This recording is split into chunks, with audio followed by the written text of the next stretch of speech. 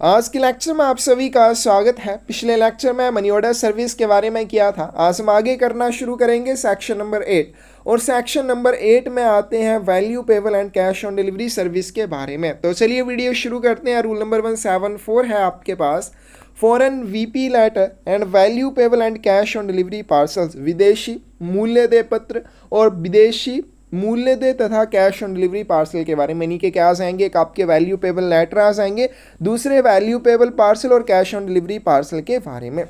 Letter post items and parcels may be exchanged under the value payable system with certain foreign countries. कुछ विदेशी देशों के साथ क्या किया जा सकता है, जितनी भी पत्र डाक वस्तुएं हैं और जितने भी पार्सल हैं उनका आदान प्रदान किया जा सकता है। और कैसे किया जा सकता है, वैल्यू पेबल सिस्टम, मूल्यदेय प्रणाली के तहत किया जा सकता है। फॉरेन पार्सल्स में आल्सो भी sent under the cash on delivery system, और जो विदेशी पार्सल होते हैं उनका आदान प्रदान कैश ऑन डिलीवरी सिस्टम के तहत भी किया जा सकता है। यहाँ पे एक टेबल बनाते हैं। अब टेबल में क्या आ जाएंगे आपके पास, एक आ जाएगी आपके पास वीपी सर्विस, दूसरी आ जाएगी वीपी और सीओडी सर्विस। अब वीपी सर्विस में आप लेटर पोस्ट आइटम्स भेज पाएंगे और वीपी और सीओडी के माध्यम से आप फॉरेन पार्सल को भेज पाएंगे। यानी कि फॉरेन पार्सल आप वीपी के रूप में भी भेज सकते हैं और इनको कैश ऑन डिलीवरी सिस्टम के तहत भी भेजा जा सकता है। और जो वैल्यू आपकी लेटर पोस्ट आइटम्स होती हैं उनको वैल्यू पेबल पोस्ट के माध्यम से भेजा जाएगा। तो letter post items and parcels may be exchanged under the value payable system with certain foreign countries. कुछ एक देशों के साथ पत्र डाक वस्तुओं और पार्सलों को क्या किया जा सकता है, मूल्यदेय प्रणाली के तहत आदान प्रदान किया जा सकता है। उसके बाद फॉरेन पार्सल्स में आल्सो भी sent under the cash on delivery system. जो विदेशी पार्सल होते हैं अगर आप उन्हें चाहते हैं तो कैश ऑन डिलीवरी सिस्टम के तहत भी भेज सकते हैं। In the case of value payable parcels, the fees on the amount to be remitted to the sender is payable by the addressee. But in the case of parcels exchanged under the cash on delivery system, this fees has to be prepaid by the sender in the shape of postage stamps affixed on the article.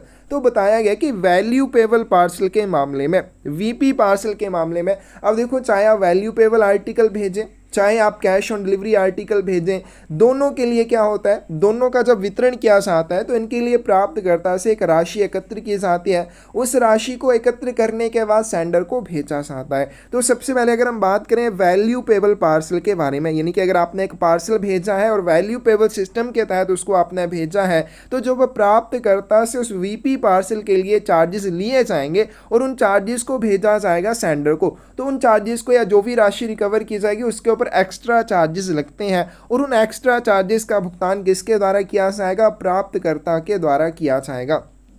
But in the case of parcels exchanged under the cash on delivery system, लेकिन अगर वहीं पर parcel का आदान प्रदान cash on delivery system के तहत किया जाता है, the fee has to be prepaid by sender in shape of postage stamps affixed on the article.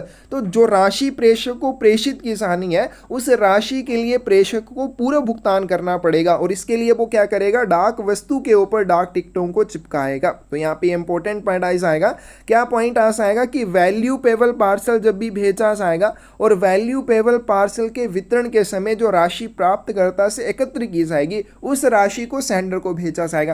क्योंकि हम इंग्लैंड की बात नहीं कर रहे हैं, हम फॉरेन सर्विस की बात कर रहे हैं। तो विदेश से जब भी कोई आपका value payable money order Bharat के लिए आएगा तो उस राशि के लिए क्या करना पड़ेगा, एक्स्ट्रा चार्जेस देने पड़ेंगे। अब जो एक्स्ट्रा चार्जेस उस राशि के लिए दिए जाएंगे वो एड्रेसी को या प्राप्तकर्ता को ही देने पड़ेंगे।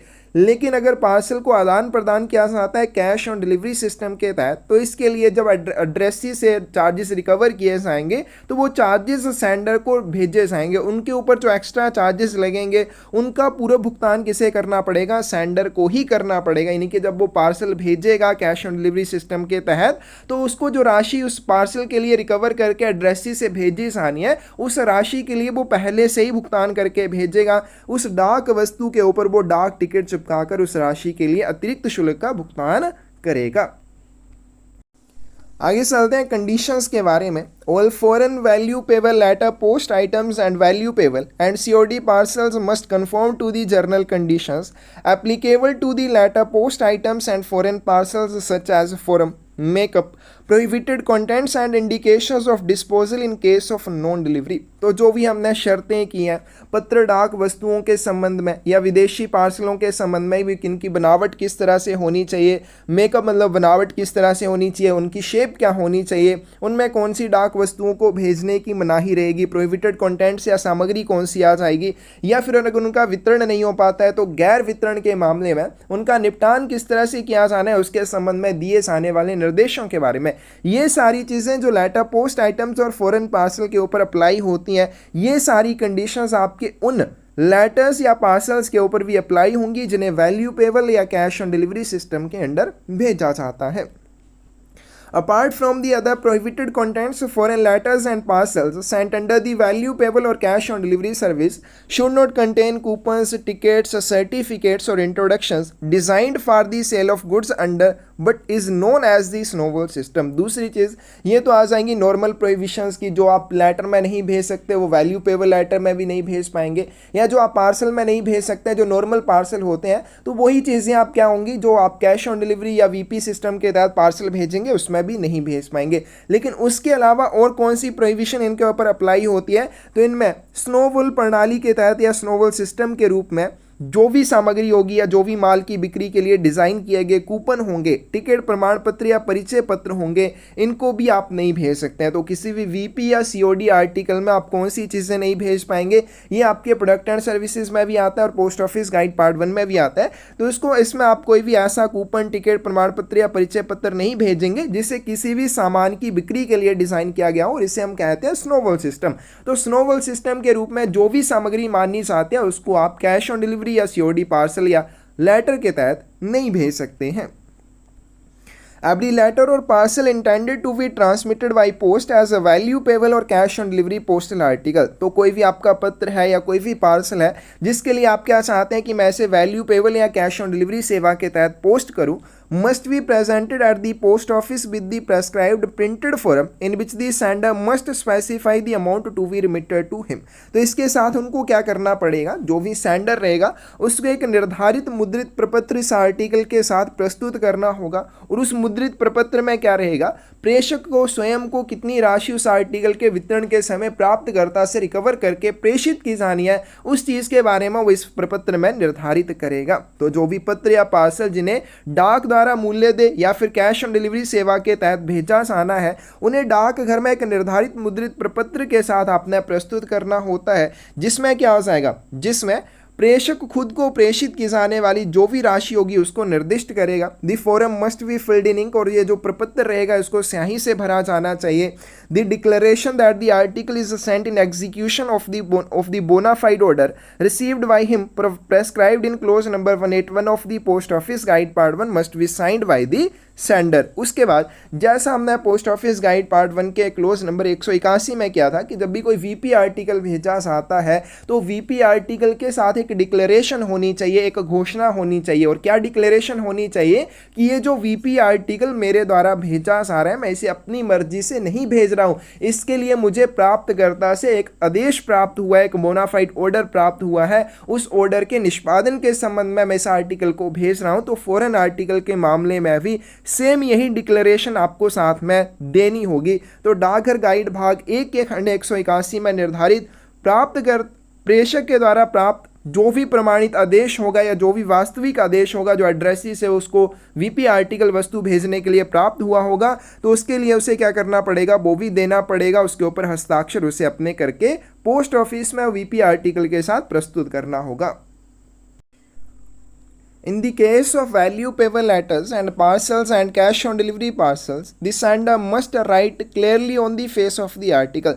तो जब भी कोई मूल्य दे पत्र भेजा जाएगा या मूल्य दे पार्सल या फिर कैश ऑन डिलीवरी पार्सल भेजा जाएगा, तो उसके प्रेषक को इन डाक वस्तुओं के मुख पर, मुख कौन सी साइड होती है जहाँ पे एड्रेस लिखा जाता है एड्रेसी का, उस साइड में क्या क्या एंट्रीज या क्या क्या चीज़ें दर्ज करनी होंगी। सबसे पहले इन दी upper left hand corner the letter VP, सबसे पहले ऊपरी बाएं हाथ के कोने में वीपी शब्द उसे लिखना होगा कि वीपी आर्टिकल है। In the case of value payable parcel exchanged under cash on delivery system, उसके बाद कैश ऑन डिलीवरी प्रणाली के तहत जब भी कोई वैल्यू पेबल पार्सल का आदान प्रदान किया जाएगा, किसके साथ किया जाएगा? विद ग्रेट ब्रिटेन और नॉर्थर्न आयरलैंड और Ireland and Malaysia, the word reimbursement followed by an entry in figures and words without any alteration और correction of the amount of remittance to himself. तो उसे क्या करना पड़ेगा? जब भी आपका कैश ऑन डिलीवरी सिस्टम के तहत किसी वैल्यू पेबल पार्सल का आदान प्रदान किया जाएगा, किसके साथ? ग्रेट ब्रिटेन, उत्तरी आयरलैंड और आयरलैंड या मलेशिया के साथ किया जाएगा, तो ऐसी कंडीशन में उन डाक वस्तुओं के ऊपर रीइंबर्समेंट शब्द आपको लिखना है। उसके बाद प्रेषक को स्वयं को कितनी राशि प्रेषित की जानी है, उस राशि को अंक और शब्दों में भी दर्ज वहाँ पे किया जाएगा और उसमें कोई भी अल्टरेशन या करेक्शन नहीं करनी है। मतलब एक बार जो आपने लिख दिया वही रहना चाहिए। अगर गलत हो जाए तो दोबारा से नए कवर का आप यूज़ कर सकते हैं। The amount should not include a fraction of पैसा, और इसमें जो है फ्रैक्शन नहीं होनी चाहिए, इसमें अंश नहीं होना चाहिए, जैसे पैसे के रूप में नहीं होना चाहिए। जो भी राशि होगी वो पूर्ण रुपए में, जैसे अगर 100 रुपये है तो 100 रुपये होनी चाहिए, 100 रुपये 50 पैसे की राशि इसमें नहीं होनी चाहिए, फ्रैक्शन इसमें पैसे की ना हो, इस चीज़ का भी ध्यान रखेंगे। In the lower left hand corner his own name and full address, उसके बाद इसके लोअर लेफ्ट हैंड कॉर्नर में यानी कि निचले बाएं हाथ के कोने में वो स्वयं का नाम और पता लिखेगा। कौन? प्रेषक। The sender's name and address may be indicated by the clear impression of a stamp. और दूसरी बात, अगर प्रेषक अपना नाम और पता नहीं लिखना चाहता है, उसके पास अपनी एक मोहर है जिसके ऊपर उसका स्वयं का नाम और पता है, तो उसकी मोहर की छाप भी वो वहाँ पर लगा सकता है। नेक्स्ट चलते हैं चार्जेस पेएबल के बारे में, देय शुल्क के बारे में। In addition to the basic postage and registration charges in case of letter post items, पत्र डाक वस्तुओं के मामले में जो भी बेसिक पोस्टेज होंगे यानी कि जो भी मूल डाक शुल्क होगा, साथ में पंजीकरण शुल्क, ये दो चार्जेस आपसे लिए जाएंगे। और दूसरी बात, in addition to the parcel postage rates and ML charges where applicable in the case of parcel, और पार्सल के मामले में जो भी पार्सल पोस्टेज रेट के अनुसार चार्जेस होंगे यानी कि पार्सल डाक शुल्क दर जो भी रहेगी, और साथ में हवाई डाक शुल्क भी आपसे लिए जाएंगे जहां पर भी एप्लीकेबल रहेगा। Posting fees is payable by senders on all value payable and cash on delivery articles for foreign countries। तो फॉरेन कंट्रीज के लिए जब भी आप कैश ऑन डिलीवरी या वैल्यू पेबल आर्टिकल्स भेजेंगे, अब मान लीजिए आपने क्या भेजा, एक लेटर पोस्ट आइटम भेजी है, पत्र डाक वस्तु भेजी है, तो उसके ऊपर आपको कौन कौन से चार्जेस देने पड़ेंगे? सबसे पहले बेसिक पोस्टेज यानी कि जो भी बेसिक या मूल डाक शुल्क होंगे उसके वजन के अनुसार, उसकी कैटेगरी के अनुसार वो आपको देने हैं। उसके बाद आपको उसके लिए पंजीकरण शुल्क का भुगतान करना है। इसके अलावा और आपको क्या देनी पड़ेगी? पोस्टिंग फीस देनी पड़ेगी। ये तीन चीज़ें आ जाएंगी। वहीं पर अगर हम पार्सल की बात करें, क्योंकि पार्सल के लिए हमने क्या था, रजिस्टर्ड नाम की कोई अलग से श्रेणी नहीं होती है, तो पार्सल के मामले में कौन कौन से चार्जेस आपको देने, अगर इनको कैश ऑन डिलीवरी या वैल्यू पेबल सिस्टम के तहत भेजा जाता है, तो पार्सल के मामले में सबसे पहले आपको पार्सल पोस्टेज रेट, पार्सल डाक शुल्क दर के अनुसार जो भी चार्जेस बनेंगे वो देने पड़ेंगे। और अगर उसको हवाई मार्ग के माध्यम से भेजा जाता है तो एयरमेल चार्जेस जहां पर भी एप्लीकेबल या जहां पर भी लागू होते हैं वो भी उसको देने पड़ेंगे। यहां पे उसको रजिस्ट्रेशन चार्जेस पार्सल के मामले में नहीं देने होंगे। ये दो चार्जेस के अलावा उसको और क्या देनी पड़ेगी? पोस्टिंग फीस देनी पड़ेगी। तो सेंडर को ये सारे चार्जेस का भुगतान करना पड़ता है। In addition, the fees on the amount to be remitted to the sender should also be paid by the sender himself in the case of value payable parcel sent on cash on delivery service। Cash on delivery सेवा के तहत भेजे गए मूल्यदेय parcel के मामले में, क्या cash on delivery सेवा के तहत भेजे गए मूल्यदेय पार्सल के मामले में, वीपी पार्सल के मामले में, अब क्योंकि क्या होगा, जब भी इनका वितरण किया जाएगा तो प्राप्तकर्ता से एक राशि एकत्र की जाएगी जिसको सेंडर को भेजा जाता है। तो अगर आपको नहीं इसके बारे में नॉलेज है तो प्रोडक्ट एंड सर्विसेज में फिर से आ जाएंगे। कैश ऑन डिलीवरी या वैल्यू पेबल आर्टिकल्स क्या चीज़ें होती हैं, इनका जब भुगतान या वितरण किया जाता है तो वितरण के समय प्राप्तकर्ता से एक राशि वसूल की जाती है। राशि वसूल करने के बाद वो सेंडर को भेजी जाती है। तो यहाँ पे उसी राशि के बारे में बताया गया कि जो राशि प्राप्तकर्ता से एकत्र की जाएगी जिससे सेंडर को भेजा जाना है। अब राशि तो एकत्र कर ली, लेकिन उस राशि के ऊपर चार्जेस लगेंगे वो सेंडर को भेजने के लिए। जब वो फॉरेन कंट्री से सेंडर के लिए भेजी जाएगी तो उसके ऊपर एक्स्ट्रा चार्जेस लगेंगे। उन चार्जेस का भुगतान कौन करेगा? अगर तो वैल्यू पेबल पार्सल को कैश ऑन डिलीवरी सेवा के तहत भेजा गया है तो ऐसी कंडीशन में जो भी अमाउंट रिमिट की जाएगी सेंडर को, यानी कि जो भी राशि एकत्र करके सेंडर को भेजी जाएगी, उसके लिए जो भी फीस बनेगी, जो भी शुल्क बनेगी, उसका पूरा भुगतान किसे करना पड़ेगा? सेंडर को ही करना पड़ेगा, प्रेषक को ही करना पड़ेगा। और दूसरी बात, in no circumstances will the fee और fee prepaid in stamps be refunded. तो जब भी आप डाक वस्तुओं के लिए डाक शुल्क का भुगतान डाक टिकटों के रूप में करते हैं तो आपको वो कभी भी रिफंड नहीं की जाती हैं। आगे चलते हैं, delivery fees is also payable by addressee of inward value payable letter, post items, value payable parcel and value payable parcels on cash on delivery service received in India for delivery। आवक BP पत्र डाक वस्तुओं के लिए मूल्य दे parcel और cash on delivery सेवा के तहत भारत में वितरण के लिए जो भी वैल्यू पेबल पार्सल प्राप्त होंगे उनके प्राप्तकर्ता से भारत में क्या लिया जाएगा, डिलीवरी फीस ली जाएगी, वितरण शुल्क लिया जाएगा। In the event of non delivery of value payable parcel, मान लीजिए एक वैल्यू पेबल पार्सल है जिसको एक्सचेंज किया जा रहा है, आदान प्रदान उसका किया जा रहा है कैश ऑन डिलीवरी सेवा के तहत, originating in India for delivery in a country to which this service is available, जिसका जो आपने पोस्ट किया है वो भारत से किया है और किसी ऐसे देश के लिए उसको आपने भेजने है, ऐसे देश में उसका वितरण किया जाना है जहाँ पे ये वाली सुविधा उपलब्ध है। The fees prepaid by the sender on the amount specified for remittance to him may be repaid to him on application under the sanction of a competent authority. क्या बताया गया, मान लीजिए कैश ऑन डिलीवरी सेवा के तहत क्या किया जाता है, एक वैल्यू पेबल पार्सल को भेजा जाता है। अब क्योंकि कैश ऑन डिलीवरी सेवा के तहत वैल्यू पेबल पार्सल भेजा गया है तो प्राप्तकर्ता से जो भी राशि एकत्र की जानी है उसके ऊपर जो शुल्क लगेगा वो सेंडर के द्वारा प्रीपेड किया जाएगा, प्रेषक के द्वारा उसका पूरा भुगतान किया गया होगा। लेकिन अगर उस डाक वस्तु का जिसे कैश ऑन डिलीवरी सेवा के तहत वैल्यू पेबल पार्सल के रूप में भेजा गया उसका वितरण नहीं हो पाता है, उसको भारत से पोस्ट किया गया था, किसी ऐसे देश में उसका वितरण किया जाना था जहाँ पे ऐसी सेवा उपलब्ध है, तो ऐसी कंडीशन में क्योंकि उसने क्या किया, जो उसको राशि भेजी जानी थी प्राप्तकर्ता से एकत्र करके उसके लिए उसने एक्स्ट्रा चार्जेस दिए हैं तो उसका वितरण नहीं हो पाया, तो एक्स्ट्रा चार्जेस उसको रिफंड किए जा सकते हैं। लेकिन कैसे किए जा सकते हैं, इसके लिए उसे आवेदन करना होगा। किसके पास आवेदन करना होगा, कि सक्षम प्राधिकारी की मंजूरी के तहत आवेदन पर उसे ये जो राशि है वापस चुकाई जा सकती है। जो भी कॉम्पिटेंट अथॉरिटी होगी, जो भी सक्षम प्राधिकारी होगा, वो अगर सैंक्शन करता है, वो मंजूरी देता है तो आवेदन पर सेंडर को ये जो चार्जेस उसने प्रीपेड किए होंगे उनको रीपेड किया जा सकता है। In the case of value payable letters and parcels received for delivery in India, the following amounts will be recovered from the addressee। Bharat में वितरण के लिए प्राप्त वैल्यू पेबल पत्रों और पार्सल के मामले में निम्नलिखित राशि प्राप्तकर्ता से वसूल की जाएगी। कौन कौन सी राशि, the amount specified to be remitted to the sender, प्रेषक को प्रेषित की जाने वाली निर्दिष्ट राशि।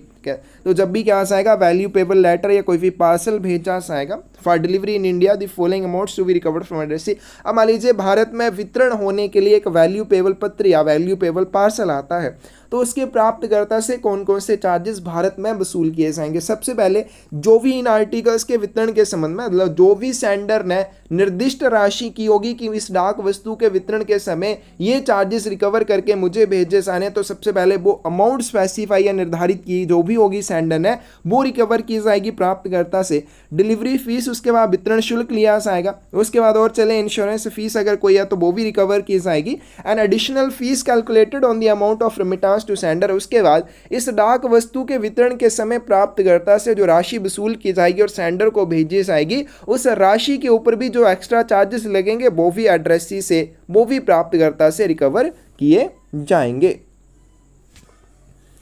आगे चलते हैं, इन the case of inward value payable parcel. लेकिन इनवर्ड वैल्यू पेबल पार्सल के मामले में जिसे कैश ऑन डिलीवरी सेवा के तहत भारत में भेजा गया वितरण के लिए only the amount at item first to third, तो इसमें कौन कौन से चार्जेस लिए जाएंगे, first to third A B और सी चार्जेस लिए जाएंगे, लेकिन फोर्थ वाले नहीं लिए जाएंगे। ठीक है, सब क्लोज 4 नंबर में ये जो बताए गए ये वाले चार्जेस लिए जाएंगे सी तक फ्रॉम द एड्रेसी, जो कि प्राप्तकर्ता से रिकवर किए जाएंगे। क्योंकि हमने ऊपर कर लिया कि जब भी कैश ऑन डिलीवरी सेवा के तहत वैल्यू पेबल पार्सल का आदान प्रदान किया जाता है तो जो भी राशि प्राप्तकर्ता से एकत्र करके रिमिट की जाएगी सेंडर को, उस राशि के लिए जो चार्जेस बनते हैं वो कौन देगा, वो सेंडर के द्वारा प्रीपेड किया जाते हैं, सेंडर के या प्रेषक के द्वारा उनका पूरा भुगतान किया जाता है। तो ऐसे मामले में एक्स्ट्रा चार्जेस नहीं लिए जाएंगे। तो यहाँ पे केवल वीपी लेटर या पार्सल है जिसको सिर्फ वैल्यू पेबल के रूप में भेजा गया है, तो उस मामले में जो भी राशि रिमिट की जाएगी सेंडर को उसके लिए एक्स्ट्रा चार्जेस देने हैं। लेकिन कैश ऑन डिलीवरी सिस्टम के तहत जब वैल्यू पेबल पार्सल का आदान प्रदान किया जाएगा तो जो राशि रिमिट की जाएगी सेंडर को उसके लिए सेंडर ही प्रीपेड करेगा।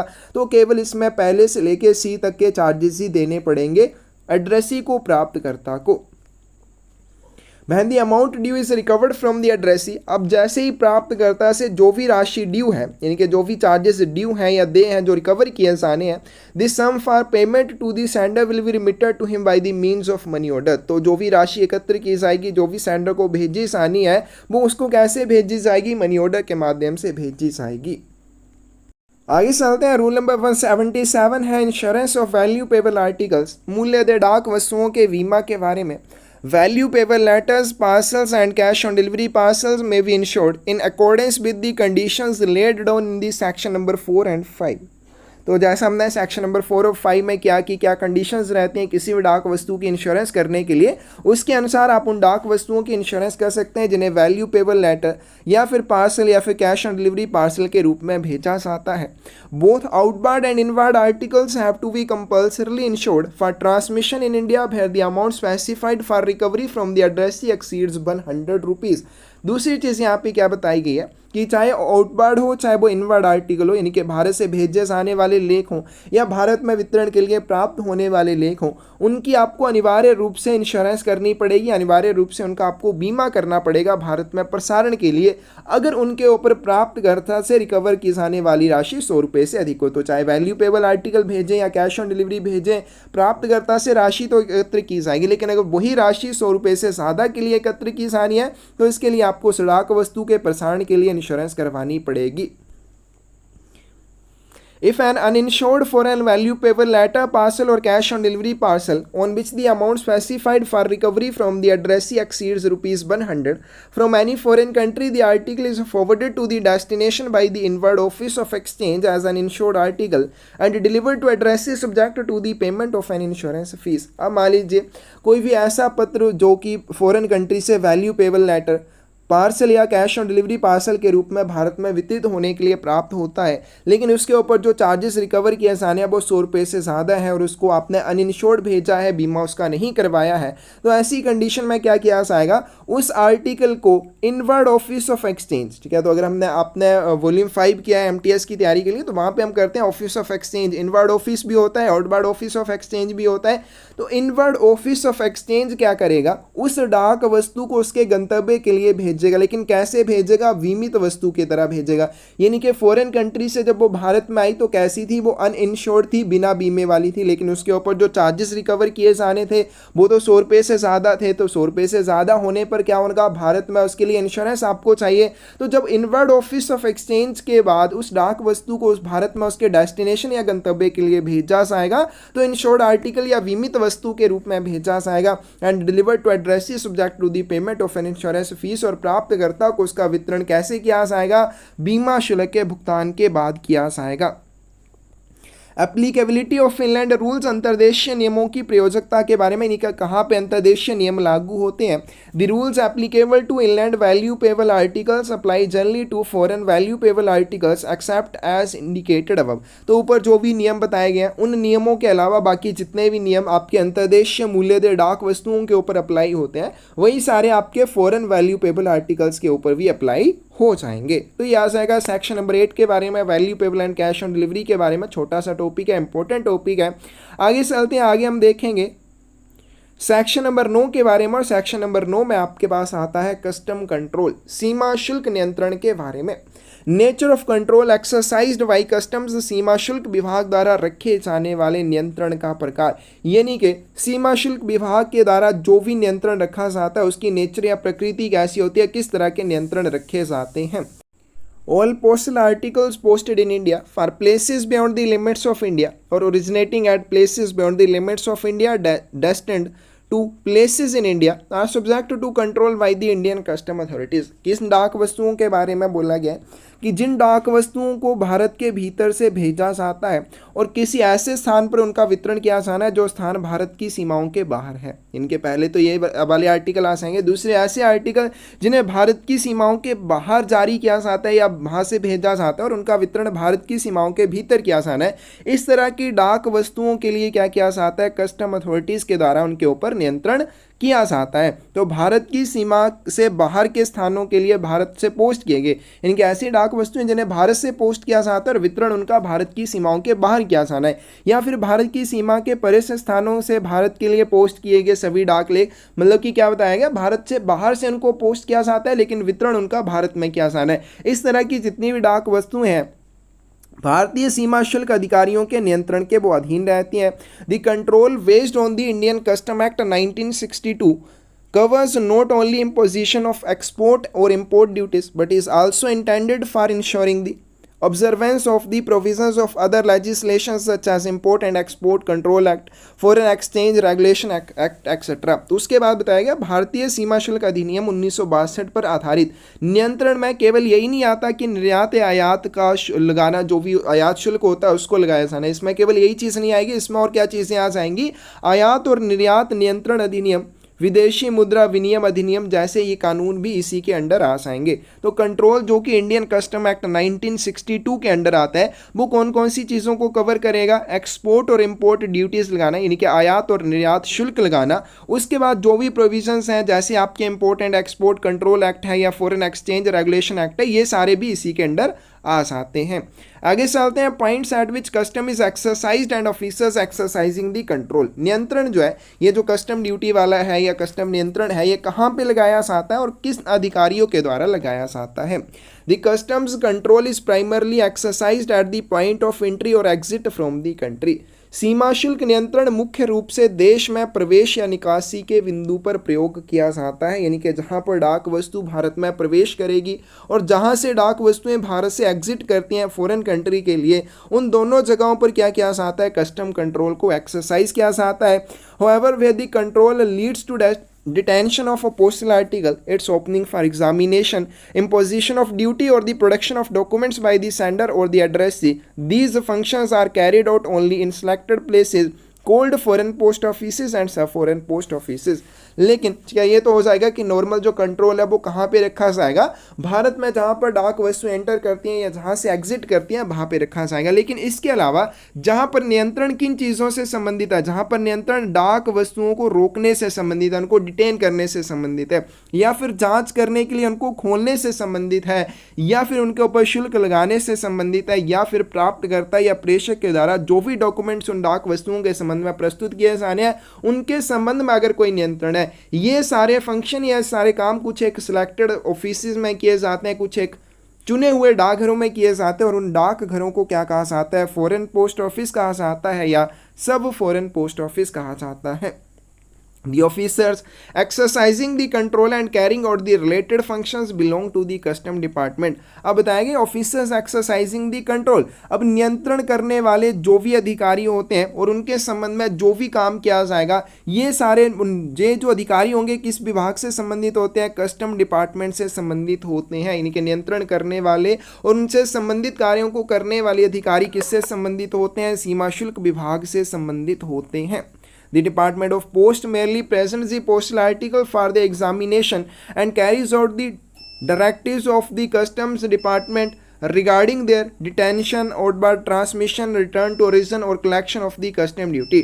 डाक विभाग केवल डाक वस्तुओं को उनकी जांच के लिए प्रस्तुत करता है और सीमा शुल्क विभाग के निर्देशों को उनके निरोध, आगे के प्रसारण, मूल स्थान पर लौटाने या सीमा शुल्क के संग्रह के बारे में लागू करता है। क्या बताया गया कि जो डाक विभाग है वो क्या करेगा, ऐसी कोई भी डाक वस्तु जिसे फॉरेन कंट्री के लिए भेजा जाना है और कस्टम कंट्रोल की उसके ऊपर आवश्यकता है, तो डाक विभाग उस डाक वस्तु के क्या करेगा, जांच के लिए जो भी कस्टम अथॉरिटीज है, कस्टम विभाग है, उसको प्रस्तुत कर देगा। अब वो जो भी कस्टम डिपार्टमेंट है वो क्या करेगा, उस डाक वस्तु के संबंध में निर्देश देता है। निर्देश किसके संबंध में देता है कि इस डाक वस्तु को रोक लेना है, इसको फॉरेन कंट्री के लिए नहीं भेजा जा सकता, या फिर बिल्कुल सब कुछ सही है, इसको आगे डाक वस्तु को भेजा जा सकता है, फॉरेन कंट्री के लिए भेज सकते हैं, या फिर इसको मूल स्थान के लिए वापस लौटा दिया जाए, या फिर इसके ऊपर जो भी सीमा शुल्क है उसको एकत्र किया जाए। ये सारे डायरेक्टिव्स कौन देता है, ये सारे निर्देश जो है कस्टम डिपार्टमेंट के द्वारा दिए जाते हैं। डाक विभाग क्या करेगा, इन डाक वस्तुओं को प्रस्तुत कर देता है कस्टम डिपार्टमेंट को, ताकि वो उनकी जांच कर सके कि इनको आगे भेजा जा सकता है या इनको रोकना है या इनके ऊपर कस्टम ड्यूटी रिकवर करनी है या इनको सेंडर को वापस कर देना है।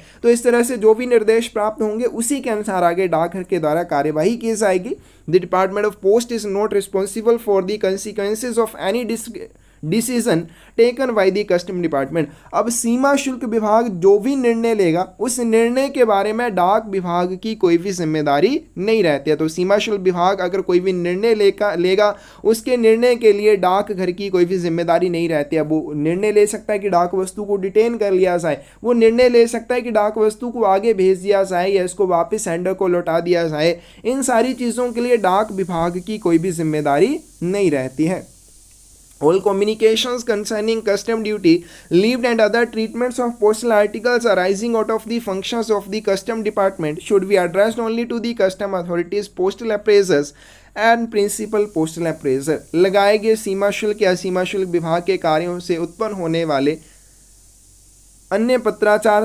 अन्य उपचार से संबंधित सभी संचार केवल सीमा शुल्क अधिकारियों को संबोधित किए जाने चाहिए। मतलब कि जो भी डाक वस्तुओं के ऊपर कस्टम ड्यूटी लगाई जाएगी या फिर सीमा शुल्क विभाग के कार्यों से उत्पन्न होने वाले डाक वस्तुओं के अन्य जो भी उपचार रहेंगे, किस तरह से उनका ट्रीट किया जाता है, उनके संबंध में अगर आप कोई भी कोरेस्पोंडेंस भेजना चाहते हैं, कोई भी पत्राचार भेजना चाहते हैं, तो किसे भेजा जाएगा? कस्टम अथॉरिटीज़ को भेजा जाएगा। अब यहाँ पे मोस्ट इंपॉर्टेंट चीज़ आ जाएगी, ये कस्टम अथॉरिटीज़ की जो बात की जा रही है या फिर सीमा शुल्क अधिकारियों की बात की है, ये कौन होते हैं? ये पोस्टल अप्रेजर या फिर प्रिंसिपल पोस्टल अप्रेजर होते हैं। डाक मूल्यांकक या प्रधान डाक मूल्यांकक इन्हें कहा जाता है।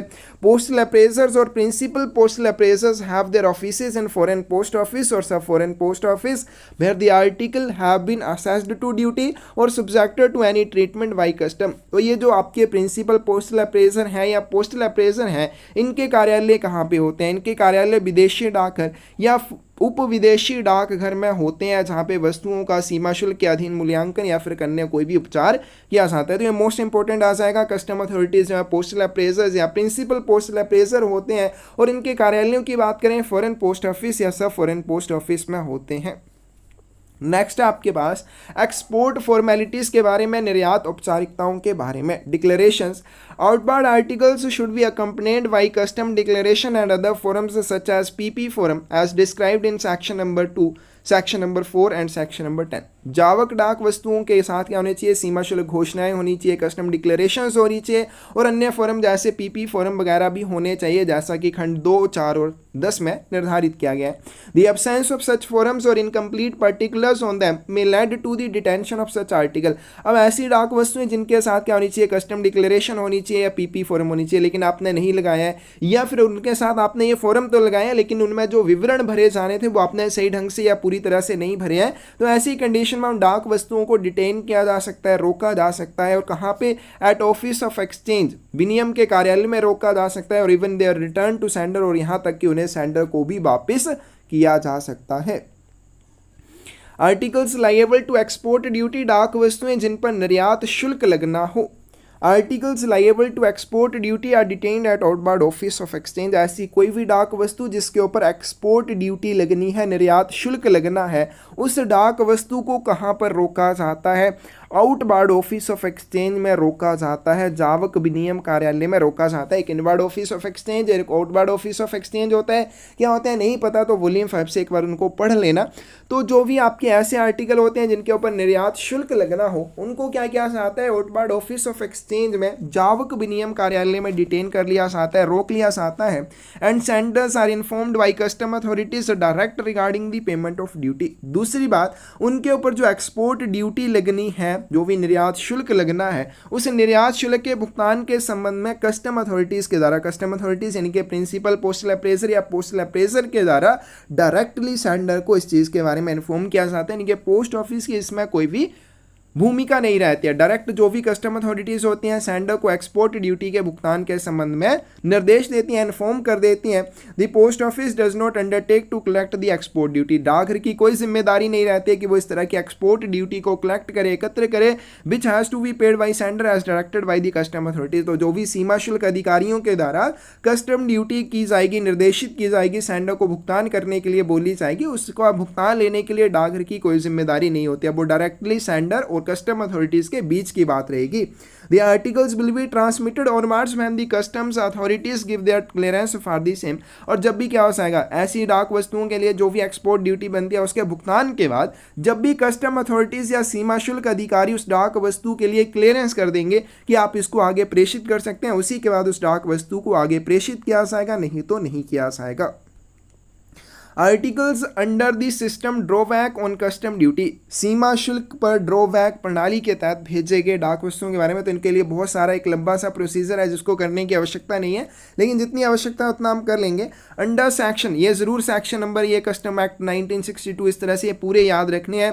Under section number 75 of custom act 1962 the drawback of duty can be claimed on nylon gods. ठीक है, तो सेक्शन नंबर 75 जो है कस्टम एक्ट 1962 का, उसके तहत किसके ऊपर, नाइलॉन गट्स के ऊपर आप कस्टम ड्यूटी के ड्रॉबैक के लिए क्लेम कर सकते हैं, जिनका यूज़ किसके लिए किया जाता है, use to manufacture badminton and tennis rackets exported out of India by parcel post. सीमा शुल्क अधिनियम 1962 की धारा 75 के तहत पार्सल पोस्ट द्वारा भारत से बाहर निर्यात किए जाने वाले बैडमिंटन या फिर टेनिस रैकेट के निर्माण के उपयोग के लिए जो भी नाइलॉन गट्स किए जाते हैं, मतलब उनका जो उपयोग किया जाता है, उनके ऊपर शुल्क की वापसी का दावा किया जा सकता है, यानी कि जो भी ड्यूटी है उसकी ड्रॉबैक के लिए क्लेम किया जा सकता है। This procedure also applies to mutandis exported by parcel post from interior places where there is no office of exchange। और यह प्रक्रिया उन म्यूटेंडिट्स पर भी लागू होती है जिन्हें भारत के आंतरिक स्थानों से पोस्ट किया जाता है जहां पे कोई भी विनियम का कार्यालय नहीं होता है। Detail of procedure shall be prescribed by collectors of custom. इसके लिए जो भी प्रक्रिया है उसके विवरण सीमा शुल्क कलेक्टरों द्वारा निर्धारित किए जाते हैं। नेक्स्ट चलते हैं इंपोर्ट फॉर्मेलिटीज़ के बारे में, आयात संबंधित औपचारिकताओं के बारे में, कस्टम एग्जामिनेशन एंड असेसमेंट के बारे में, सीमा शुल्क की जांच और निर्धारण के बारे में। The examination and assessment of custom of duty on inward foreign article are performed in the foreign post office and सब foreign post office। अब फॉरेन कंट्री से भारत में वितरित होने के लिए जो भी डाक वस्तुएं आएंगी उनके ऊपर जो एग्जामिनेशन की जाती है, जांच की जाती है, निर्धारण किया जाता है ड्यूटी का, यानी कि जो भी सीमा शुल्क वगैरह लगाया जाना है उस चीज़ का एग्जामिनेशन, जांच करना या निर्धारण करना, ये काम जो है फॉरेन पोस्ट ऑफिस और सब फॉरेन पोस्ट ऑफिस में किया जाता है। When duty is assessed on an article, an assessment memo is prepared at the foreign post office, which serves the office of destination of the article and accompanies it। अब जब भी क्या किया जाता है फॉरेन पोस्ट ऑफिस में किसी भी डाक वस्तु के संबंध में क्या किया जाता है, जो ड्यूटी है उसको असेस किया जाता है, तो एक असेसमेंट मीमो भी साथ में तैयार की जाती है और उस असेसमेंट मीमो को उस आर्टिकल के साथ उसके गंतव्य कार्यालय के लिए भेजा जाता है। The custom duty, the total fees for custom clearance and any other payable charges are indicated in the memo। तो उस मीमो में ये जो असेसमेंट मीमो तैयार की जाती है जब भी किसी डाक वस्तु के संबंध में ड्यूटी असेस की जाती है तो उसके ऊपर क्या रहता है, कस्टम ड्यूटी कितनी पे की है या फिर कितनी पे करनी है या फिर कस्टम क्लियरेंस फीस कितनी लगी और बाकी जितने चार्जेस हैं वो सारे चार्जेस भी उस असेसमेंट मीमो में दर्शाए जाते हैं। An assessment memo accompanies all inward parcels even if no duties assessed on it. अब मान लीजिए कोई पार्सल है उसके ऊपर कोई भी ड्यूटी असेस नहीं की गई है, उसके ऊपर किसी भी ड्यूटी का आकलन नहीं किया गया है, तब भी उसके साथ असेसमेंट मीमो जो है वो संलग्न करके भेजी जाती है। क्या पार्सल के मामले में, लेटर के मामले में ऐसा नहीं होता है। In the case of letter mail articles and assessment memo accompanies only the article which are assessed to duty. तो पत्र डाक वस्तुओं के मामले में असेसमेंट मीमो रहेगी, केवल उन्हीं डाक वस्तुओं के साथ रहेगी जिनके ऊपर ड्यूटी का आकलन किया जाता है, शुल्क का मूल्यांकन किया जाता है। An assessment memo accompanies every registered article which is opened for examination whether assessed to duty or not। एक मूल्यांकन ज्ञापन प्रत्येक पंजीकृत लेख के साथ भी होना चाहिए। अगर नॉर्मल आपने पत्र डाक वस्तु भेजी है तो जरूरी नहीं है उसके साथ असेसमेंट मीमो हो, अगर उसके ऊपर ड्यूटी का असेस किया जाना है तभी उसके साथ असेसमेंट मीमो होगी। लेकिन जो रजिस्टर्ड आर्टिकल्स होते हैं, पंजीकृत वस्तुएं होती हैं, उनके साथ असेसमेंट मीमो होनी ही चाहिए। और जिन डाक वस्तुओं को क्या किया जाता है, जाँच के लिए खोला जाता है, तो ऐसी पंजीकृत डाक वस्तुएं जिन्हें जांच के लिए खोला जाता है उनके साथ भी क्या होनी चाहिए, असेसमेंट मीमो होनी चाहिए, चाहे उनके ऊपर ड्यूटी का आकलन किया गया हो या नहीं किया गया हो। All articles subject to custom treatment are given a new serial number in the foreign post office preceded by a letter or letter of the alphabet which stand for the name of the foreign post office. तो जितनी भी डाक वस्तुओं के लिए क्या किया जाता है, सीमा शुल्क उपचार किया जाता है, उनको क्या किया जाता है, फॉरेन पोस्ट ऑफिस में एक नया सीरियल नंबर दिया जाता है और ये सीरियल नंबर जो है फॉरेन पोस्ट ऑफिस के पहले अल्फ़ाबेट से शुरू होता है। नेक्स्ट आपके पास payment of duty and delivery of articles, शुल्क की अदायगी और वस्तुओं का वितरण किस तरह से किया जाएगा। The addressee of an inward article should pay the custom duty and other dues on the article before taking delivery of it. तो इससे पहले कि प्राप्तकर्ता डाक वस्तु का वितरण ले, उसे क्या करना पड़ेगा, उस डाक वस्तु के ऊपर जितने भी कस्टम ड्यूटी चार्जेस हैं या जितने भी बाकी चार्जेस हैं जो रिकवर किए जाने हैं वो देने पड़ेंगे। एड्रेसी देगा उनको चार्जेस को, फिर उसके बाद उस डाक वस्तु का वितरण प्राप्तकर्ता को किया जाएगा। Postal department page the custom department the duty assessed even before the delivery of the article to the addressee under the provision of the Indian post office act. लेकिन यहाँ पे बताएगा, आप देखो क्या हो जाएगा, जो भी कस्टम डिपार्टमेंट के द्वारा उस डाक वस्तु के ऊपर कस्टम ड्यूटी असेस की जाएगी, मतलब जो भी कस्टम ड्यूटी की ये प्राप्तकर्ता से रिकवर की जानी है, वो ड्यूटी जो है डाक विभाग के द्वारा वितरण से पहले ही कस्टम डिपार्टमेंट को दे दी जाती है और वितरण के बाद वो एड्रेसी जो भी प्राप्त करता रहेगा उससे रिकवर की जाएगी। रिकवर करने के बाद डाक विभाग उसको अपने पास रख लेगा और ये किसके तहत किया जाता है, इंडियन पोस्ट ऑफिस एक्ट, भारतीय डाकघर अधिनियम के प्रोविजन के तहत इस तरह से किया जा सकता है। If the addressee of an inward foreign article is aggrieved at the amount of duty assessed, he should apply in writing to the delivery post office concerned। अब यहाँ पे मान लीजिए कोई भी इनवर्ड फॉरेन आर्टिकल है, फॉरेन कंट्री से भारत में वितरित होने के लिए आने वाला कोई भी डाक लेख है जिसके प्राप्तकर्ता को क्या है, शिकायत है कि उसके ऊपर जो ड्यूटी असेस की गई है वो सही ढंग से नहीं की गई, यानी कि उसके ऊपर जो भी शुल्क लगना है उसका मूल्यांकन सही ढंग से नहीं किया गया है, तो इसके संबंध में वो डिलीवरी पोस्ट ऑफिस में क्या कर सकता है, लिखित में आवेदन कर सकता है कि ये डाक वस्तु जो है return the article to the custom authorities, इस डाक वस्तु को सीमा शुल्क अधिकारियों को या जो भी अथॉरिटीज हैं उनको वापस किया जाए। क्यों किया जाए, for reassessment स्टेटिंग specifically the grounds of reassessment. तो उसको क्या करना होगा, यहाँ पे वो लिखित आवेदन देगा। क्या लिखित आवेदन देगा कि इस डाक वस्तु को रीअसेसमेंट के लिए, पुनर्मूल्यांकन के लिए कस्टम अथॉरिटीज को दिया जाए और साथ में किस बेस के ऊपर वो रीअसेसमेंट चाहता है वो बेस भी उसको बताना पड़ेगा। He should simultaneously take up the matter with the postal appraiser concerned, explaining the grounds of the reassessment and producing the necessary documents in support of this claim। उसके साथ साथ वो मामले को संबंधित डाक मूल्यांकन को भी बता सकता है। इसके लिए उसे क्या करना पड़ेगा, रीअसेसमेंट वो किस बेस के ऊपर करवा रहे हैं, इसके लिए क्या ग्राउंड रहेगा उस चीज़ के बारे में भी वो बताएगा और साथ में अपने जो भी क्लेम वो कर रहे हैं, जो भी दावा वो कर रहे हैं, उस दावे के संबंध में जो भी डॉक्यूमेंट्स होंगे, जो भी दस्तावेज होंगे वो भी साथ में वहाँ पे प्रस्तुत करेगा।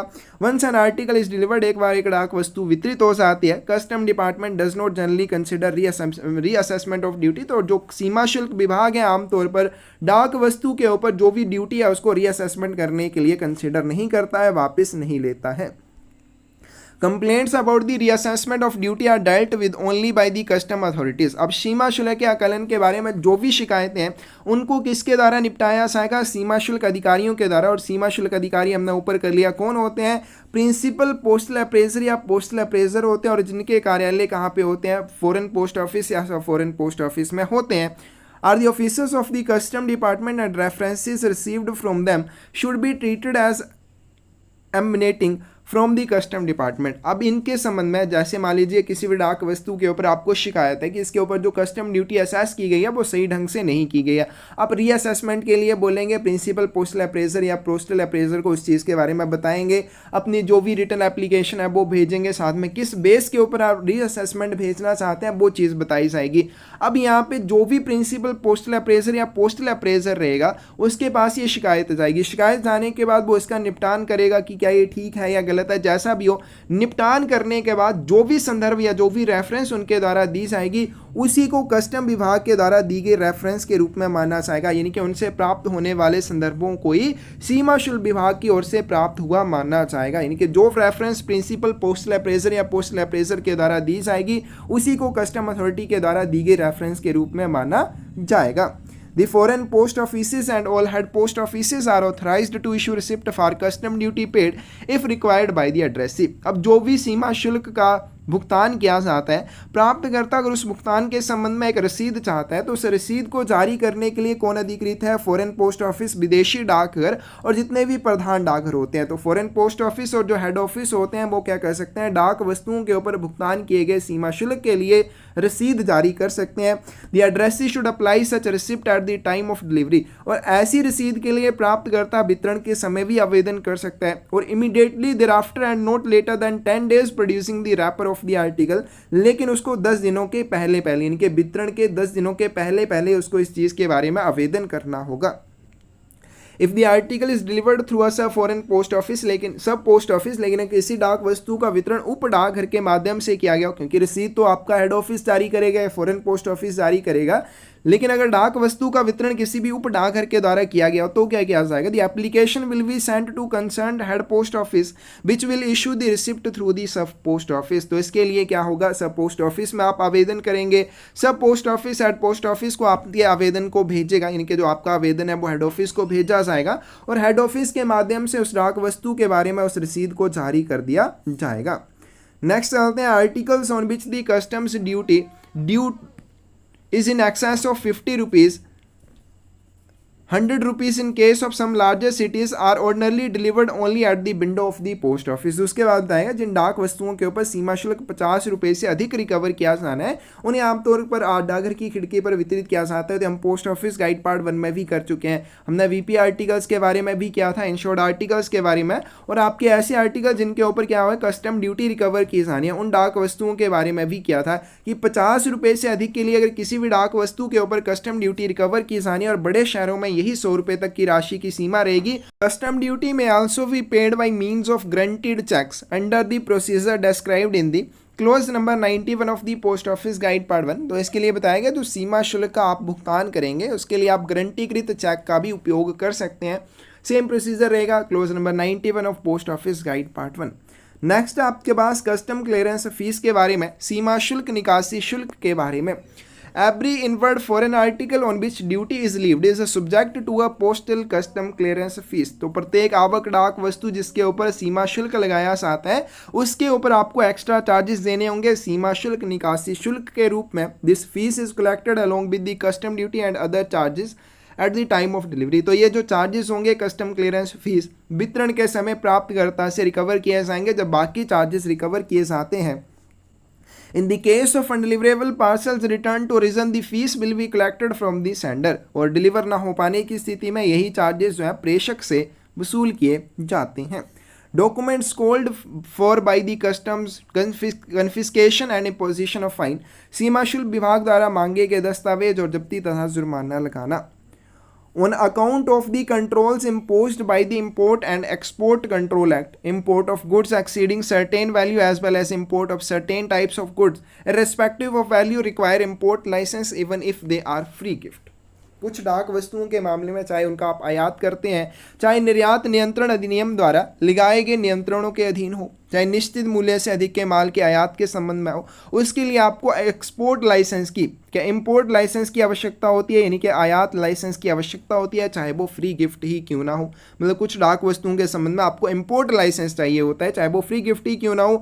Articles containing goods requiring import licence, और ऐसी डाक वस्तुएं जिनके संबंध में आपको आयात लाइसेंस की आवश्यकता होती है, are detained by the custom authorities and notice are issued to the addressee to produce the licence और अदर डॉक्यूमेंट्स। तो वहाँ पे क्या किया जाएगा, मान लीजिए फॉरेन कंट्री से एक डाक वस्तु भारत में वितरित होने के लिए आती है जिसके संबंध में इंपोर्ट लाइसेंस की आवश्यकता है, उस डाक वस्तु को क्या किया जाएगा, रोका जाएगा। कहाँ पे, कस्टम अथॉरिटीज़ के द्वारा, जो भी सीमा शुल्क अधिकारी होते हैं उनके द्वारा डिटेन कर लिया जाएगा।